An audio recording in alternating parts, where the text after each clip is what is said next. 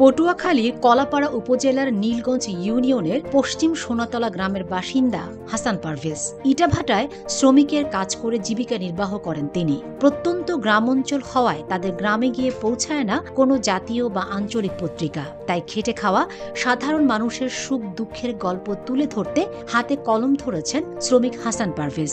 হাতে লিখে বের করছেন আন্ধার মানি নামের একটি কমিউনিটি পত্রিকা। প্রত্যন্ত গ্রামাঞ্চলের হতদরিদ্র মানুষের দুঃখ দুর্দশা তুলে ধরতে হাতে লিখে পত্রিকা বের করছেন দিনমজুর হাসান পারভেজ। আর্থিক সংকটে 2 মাস অন্তর অন্তর এই পত্রিকাটা বের করছেন তিনি। 2019 সালের 1 মে এই পত্রিকার যাত্রা শুরু হয়। এই পত্রিকায় রয়েছে 16 জন সাংবাদিক, যাদের মধ্যে কেউ শ্রমিক, কেউ ইলেকট্রিশিয়ান, কেউ মৎস্যজীবী, আছেন নারী সাংবাদিকও, এমনকি প্রতিবন্ধীও। তারা সবাই কাজের ফাঁকে ফাঁকে লিখেন নিজের এবং হতদরিদ্র মানুষের অসহায়ত্বের গল্প। রান্নাঘর না হোক কান্নাঘর, গাজী কিচেন হুড স্বাচ্ছন্দ্যময় রান্নাঘরের বিশ্বস্ত সঙ্গী। অসহায় মানুষ, প্রতিবন্ধী, স্বামী পরিত্যক্তা, তারপরে অনেক বিধবা মহিলারা অনেক কষ্টে দিন কাটায়। তখন ওদের দুঃখ দুর্দশা দেখে আমার চোখ থেকে অনায়াসে পানি ঝরে আসে। তখন বাড়ি মনে মনে ভাবলাম, প্রথমে হাঁটি আর ভাবি যে বাড়ি গিয়ে আমি 2 কলম লিখবো এবং কোথায় এই লেখাটা দিলে তাদের একটু সহযোগিতা পেতে পারি, এই আশা নিয়ে আমি কাজটা শুরু করছি। তবে আন্দারমানি পত্রিকায় হাসান ভাইয়ের সাথে দীর্ঘদিন প্রায় 5 বছর কাজ করতেছি। আমি দেখছি যে আমাদের লেখালেখির মাধ্যমে অনেক বিত্তবান ব্যক্তিরা পাশে এগিয়ে আসছে। তা দেখে আমার অনেক মুগ্ধ। তার পাশ থেকে আমি আরো কাজে এগিয়ে যাই। ইতোমধ্যে হাসান পারভেজের হাতে লেখা পত্রিকাটি গ্রামাঞ্চলের মানুষের কাছে হয়ে উঠেছে জনপ্রিয়। সপ্তাহে একবার হলেও পত্রিকাটি প্রকাশের অনুরোধ জানিয়েছেন পাঠকরা। আন্দারমানি পত্রিকাটায় সকল যত আলোচনা আছে, সকল আলোচনার ভিতরেই মানুষের স্বাবলম্বী হওয়ার মতো সকল আলোচনাই থাকে। কে হাঁস পাললে ভালো হইল, কে ছাগল পাললে ভালো হইল, কে মাছের চাষ করিয়া ভালো হইল, এইসব ঘটনাগুলো আমরা যখন জানতে পারি, তা জানলে আমাদেরও একটা ওই কাজের জন্য উদ্যোগ বাড়ে বিদয় ওর পত্রিকাটা আমাদের মতো লোকই সচরাচর পড়ে থাকে, বেশিই পড়ে। সম্ভব না, এগুলো কেমন করে করবে? এলাকায় ঘুরতে ঘুরতে তো শেষ, কারণ ও পারিশ্রমিক না পাইলে ও কেমন করে ঘুরে কেমন করে কি করবে? আর এবং অনেক সময় বর্ষাকালে পানি বাড়তি হয়, কমতি হয়, এই জন্য সমস্যা। অনেক জায়গায় সুলিজের দরকার হয়, কালপাটের দরকার হয়। এগুলো খোঁজ নিয়ে করে রিপোর্ট দিলে এগুলো যদি সরকারিভাবে হয় তাইলে আমাদের সুবিধা হয়।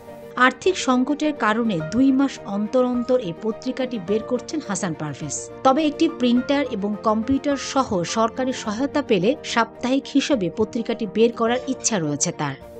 আমি ছোটবেলা থেকে আমার লেখালেখির একটা ঝোঁক। তো 2019 সালের এই হাতে লেখা কমিউনিটি পত্রিকাটি মে মাসে শুরু হয়। শ্রমজীবী মানুষের সফলতা গল্প চলে আসে এই পত্রিকাটি। সেই থেকে 2025 সাল পর্যন্ত এই পত্রিকাটি আমি হাতে লিখি, চলমান রেখেছি।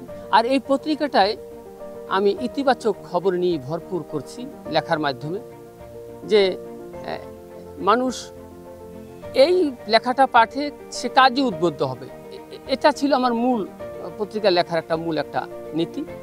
যেমন একজনে গাভী পালন করে সে স্বাবলম্বী হয়েছে, একজন শ্রমজীবী মানুষ সে শ্রমের কাজ করে আর স্বাবলম্বী হয়েছে, একজনে কৃষি কাজ করে সে স্বাবলম্বী হয়েছে।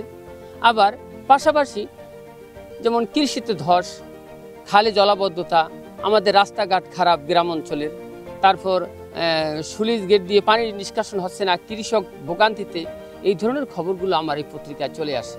হাসান পারভেজের পত্রিকার প্রচার সংখ্যা বাড়াতে সমাজের বিত্তবানদের সহযোগিতার অনুরোধ করেছেন তিনি। পাশাপাশি তার দাবি ঊর্ধ্বতন কর্তৃপক্ষকে অবহিত করার কথা জানিয়েছেন উপজেলা নির্বাহী কর্মকর্তা। এটি তার একটি ব্যতিক্রমী প্রতিভা।